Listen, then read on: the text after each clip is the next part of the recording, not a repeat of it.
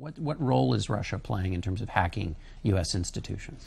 Well, Russia has exceptionally capable and sophisticated cyber capabilities in terms of collection as well as whatever else it might want to do in that cyber sphere.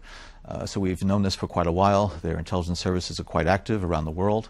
And this is something that we have to make sure that we're on guard for, not just for our national security purposes, but also for making sure that our system of government here is going to be preserved. They have the potential, but what's the reality? How much are they active? Well, they're very active worldwide, and I think, as you know, and in the U.S., the FBI is looking into the hacking of the DNC network, the release of these emails. This is criminal activity, and I would defer to the FBI as it continues to look at all of the different forensics as well as intelligence that we might be able to provide the Bureau as well in terms of attribution. When you think of national security threats, where does Russia fit in that picture? Well, I think that Russia is a world power, clearly. They are involved in many different parts of the world, military capability. They're involved in the Middle East right now, obviously in Ukraine, Central Asia.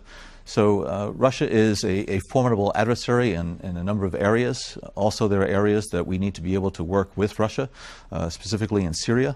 As you know, John Kerry and Foreign Minister Lavrov announced an agreement to try to move forward once again with trying to bring some semblance of peace to Syria. We'll have to see whether or not this time the Russians are going to follow through on their commitments in terms of putting pressure on the Syrian regime. And Vladimir Putin, a former intelligence agent, how do you read him?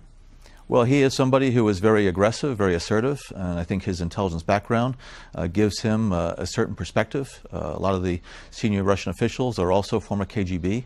And so he is somebody that we need to, I think, be very wary of in terms of his ability to manipulate environments for Russia's advantage. Is he manipulating the election? Is that an environment you think he's trying to manipulate? I think that we have to be very, very wary of what the Russians might be trying to do in terms of collecting, as well as collecting information in that cyber realm, as well as what they might want to do with it. Is he an adversary? Should we think of Russia as an adversary?